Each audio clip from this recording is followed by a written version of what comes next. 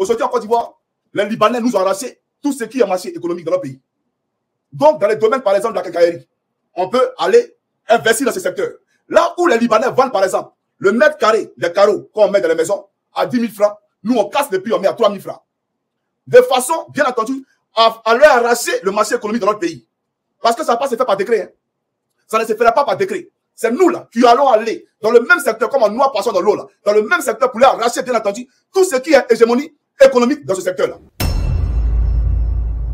J'aimerais ici ouvrir une parenthèse pour dire à la diaspora que j'ai un projet pour toute la diaspora africaine, mais plus particulièrement pour la diaspora ivoirienne. Écoutez très bien ce qu'elle vous dit. Amédée, il vient, hein, c'est une parenthèse que je vais refermer. Nous allons travailler ensemble. Je crois au niveau de la diaspora, on est peut-être 3 millions ou 4 millions. Si on enlève les RDR, parce que eux, c'est les taris qui ont boycotté ce projet-là, on est au moins 3 millions, d'accord? Alors, on va ouvrir un compte comme un compte d'opération, d'accord? Ce compte ne sera pas au nom de Johnny Pacheco, non.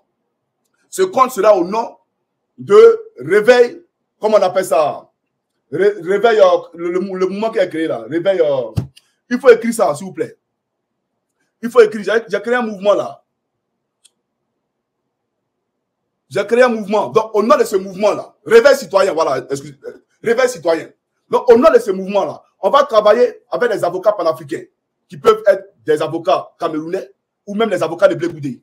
Voilà, je souhaiterais même qu'on travaille avec les avocats panafricains qui vont nous aider, nous orienter pour ouvrir un compte d'opération. Écoutez très bien, chers amis.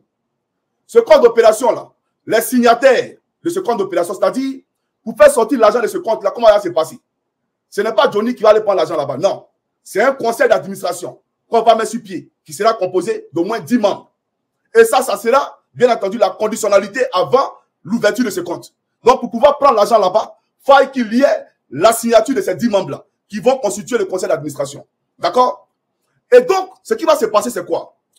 Chaque Ivoirien de la diaspora aura, bien entendu, pour obligation de verser 1 euro, pas 2, pas 3, 1 euro par semaine dans ce compte-là. 1 euro. Écoutez-moi très bien. 1 euro par semaine dans ce compte. Qu'on soit en Finlande, aux États-Unis, en Italie, en Norvège, partout, quand on est Ivoirien de la diaspora, on verse 1 euro parce que le compte sera communiqué à tout le monde. Mais ce n'est pas un compte au nom de Johnny Pacheco. Ça, j'aimerais le dire. Alors, les 1 euro là, ça nous fait combien? Ça nous fait 4 millions d'euros par mois. Si par exemple, on est 1 million de personnes à souscrire. Et donc, les 1 million là, si on veut 1 euro, c'est pour ne pas que la police, puisque c'est un projet où on sera combattu, hein, pas seulement par Draman, mais on sera combattu par les oligarques. Il faut que les gens le comprennent. Parce que je vais vous expliquer où je vais en venir.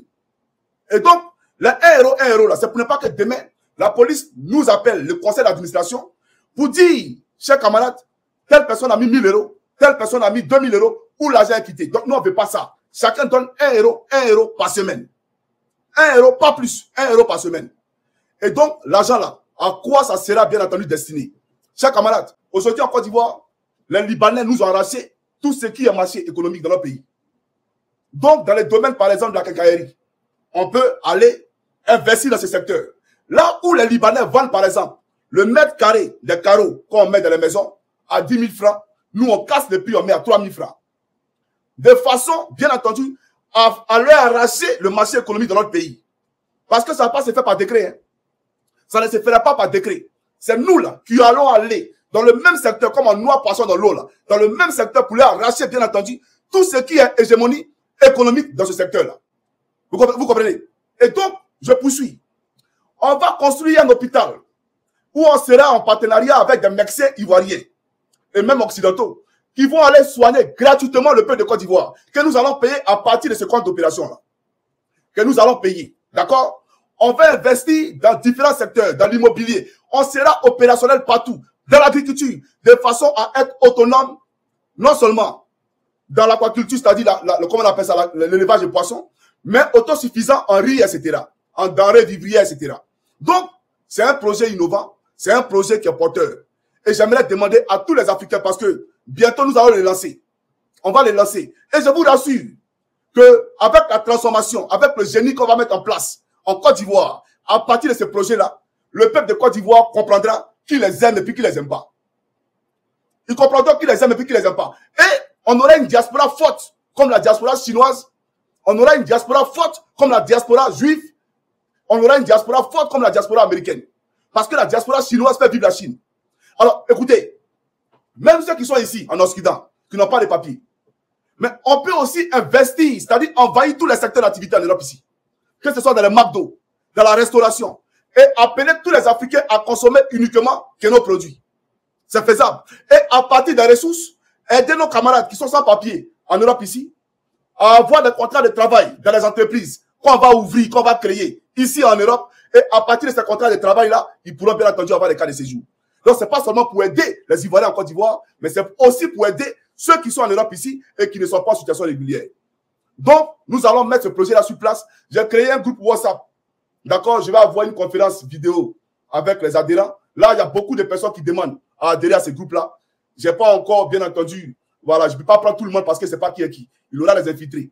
Mais j'aimerais dire aux Ivoiriens, vos souffrances-là vont prendre fin bientôt. Soyez-en rassurés. Vos souffrances-là prendront fin bientôt. Parce que 1 euro, là, c'est rien pour nous. Donner 1 euro chaque semaine, là, c'est rien pour nous.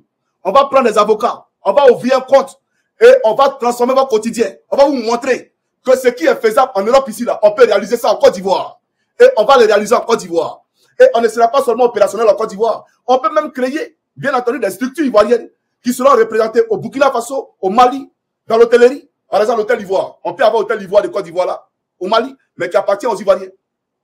L'hôtel Ivoire de Côte d'Ivoire, au Burkina, au Niger, au Cameroun, etc., mais qui appartient à l'État de Côte d'Ivoire. Donc, il faut une diaspora forte, de façon à ce que nous-mêmes, là, entre nous et la diaspora, on se retrouve en face d'un colloque, où on se retrouve et on parle de projets. Et on parle de ce qu'on a accompli comme exploit pour nos parents qui sont restés en Côte d'Ivoire. Aujourd'hui, on se plaît à gaspiller de l'argent dans les coupés décalés. Allez boire. Mais 1 euro là, ça ne coûte rien. Et cet argent-là sera géré même par des femmes. On va mettre des femmes devant. C'est elles qui vont gérer. Peut-être avec un homme dans le conseil d'administration qui sera signataire. Mais on va gérer ça de façon à ce que nos projets pour l'État de Côte d'Ivoire, pour nos parents, soient effectivement une effectivité. Voilà ce que je voulais vous dire. Alors, chers camarades africains pour le Côte d'Ivoire, ceci dit, j'aimerais dire à Amédée Kouakou, nous attendons ta démission. Parce que si tu ne démissionnes pas, frère, il y a courrier toi. Parce que même toutes les filles, ta maîtresse que tu trompes là, ça met que tu as payé maison pour elle là, tu la trompes. Mais je vais casser tous tes papos, je vais tout mettre sur la toile ici, toi, mais tu ne vas pas croire. J'ai voyagé toi, tu ne vas pas croire. C'est moi qui t'ai dit ça, non? Il y a longtemps, tu étais dans mon rayon. J'ai observé longtemps, je n'ai rien dit. J'ai observé pendant longtemps sans rien dire. Mais je pense que le moment est venu de jouer casse sur table. Toi et moi, là, on s'est parlé. Parce que tu es un voleur. Donc, il faut aller en France. La police t'attend. La police t'attend là-bas. Il faut aller expliquer aux Ivoiriens pourquoi on t'attend en France. Pourquoi on comprenne de quoi il s'agit. Il s'agit de notre argent. Donc, la société Portéo, là, n'appartient pas aux Libanais. Cette société-là appartient à Amédée Kouakou. Elle appartient à Amédée Kouakou. Ne cherchez pas ailleurs. Voilà la réalité.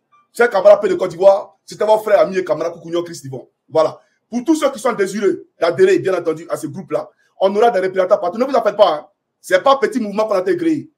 La diaspora africaine là, va se réveiller. On va se réveiller. Notre communauté là sera respectée. Parce que nos chefs d'État nous méprisent. Voilà pourquoi ici les gens nous crachent là-dessus. Mais si économiquement nous on est fort, si financièrement on est fort ici, ils vont nous respecter. C'est l'argent qui a fait qu'on a respecté les Chinois ici. C'est l'argent. Sinon il n'y a pas autre chose. Les Chinois ont été laminés, tués, comme les Africains. Mais aujourd'hui ils sont respectés. Parce qu'ils ont su bien entendu s'imposer dans le secteur économique. On va le faire. C'est pas sorcier. 1 euro par semaine. Chacun de combien? Des millions et des millions. Vous allez voir les exploits qu'on va faire pour nos parents en Afrique. Que Dieu vous bénisse. Dans les camarades Johnny Pacheco Antonio. On est ensemble et je vous dis, on est à très bientôt pour une prochaine vidéo. Ciao, ciao.